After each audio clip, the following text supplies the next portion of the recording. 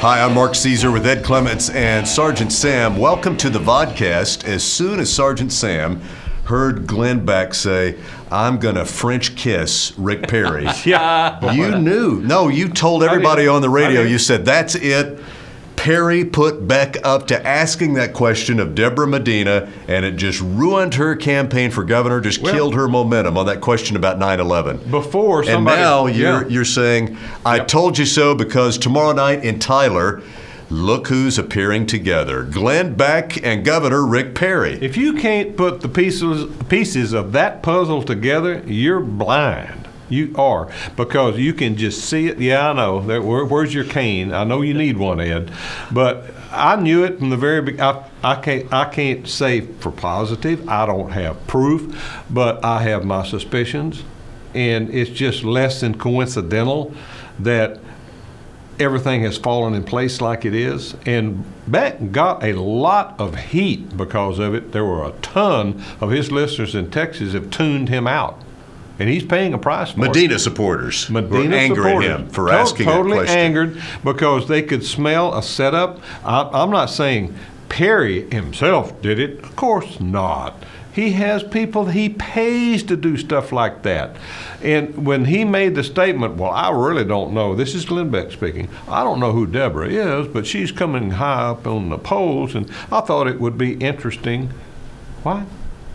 No. Let me just say this. Is it Glenn Beck's fault or Rick Perry's fault that your candidate gave a dumbass answer to a question that killed her election, like Clady Williams, that just destroyed her chances? She gave the answer to the question, and she answered it so poorly, and she kamikazed her own election. That was the end of it. Don't blame Glenn Beck or Rick Perry. Blame your girl, Deborah Medina. What does 9/11 have to do with the gubernatorial race? Is that not the question? Federal, that's the question he asked, and that's exactly what Deborah Medina should have said. Glenn, what does that have to do with the governor's race? But she didn't do that. She answered the question. You know, and the way I look at it, she didn't answer it all that bad. Sam. But a lot of people did think she had a bad answer, and it just killed her momentum. It did.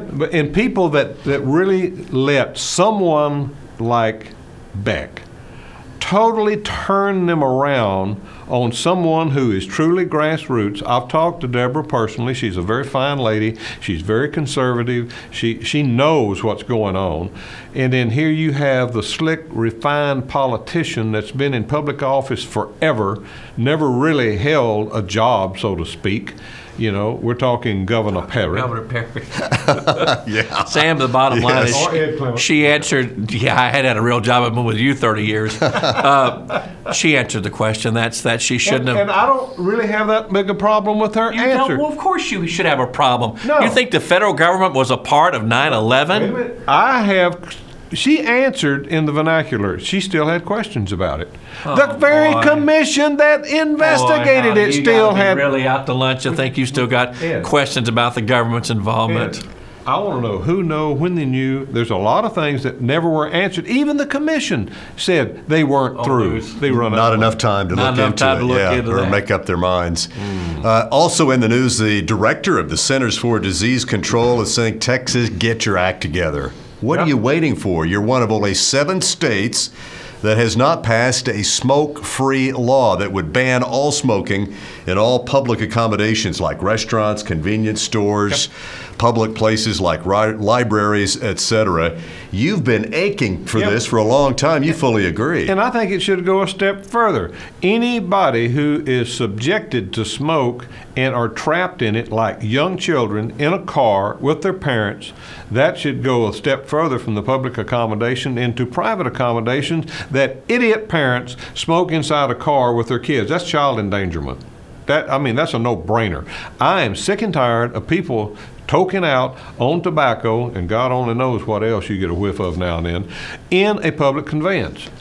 So you're saying police should be able to write a ticket to somebody that they see driving around with a kid in the car and somebody is smoking in the car? Oh, absolutely. What would the fine be? Oh, gee whiz. When you start looking at, I have somewhat asthma because I was reared in a smoke-filled car. You too, Ed.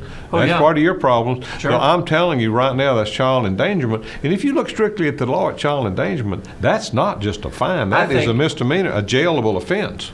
Mark, with me, don't mess with Texas. This federal bureaucrat should stay out of Texas business. I like that there's no smoking in bars and restaurants in Austin. I like the idea, but I'm not ready for another law. And the last time I checked, my friend Sam, smoking was legal. It's legal to smoke in the state of Texas. And if you do this, this is the big arm of the federal government coming down and swooping down and take away another right. So many things are legal. So many things are legal, but there are times, places, and appropriateness that should go with Name it. 3. Drinking, Booze is one. Booze. All right. That's the only one. Pole dancing at your table. Well, proper place. We need to wrap it up, guys. But just real quickly, I didn't hear you say how much is the fine per child in the car. What would it be? First offense is a Class C misdemeanor, punishable up to $500. Second offense is a Class B, jailable by 6 months in prison, county jail, and/or a $10,000 fine. And that fine is per child in the car. If you're smoking in a car, incident. Okay. About the 8th violation, you'll be on death row. All right. Death by smoke. We will barbecue you. That'll do it for this edition of the Vodcast. Join us on the radio. We're on 590 AM, KLBJ AM, and 99.7 FM right here in Austin. Mark, Ed, and Sergeant Sam, weekday mornings, 5:30 to 10.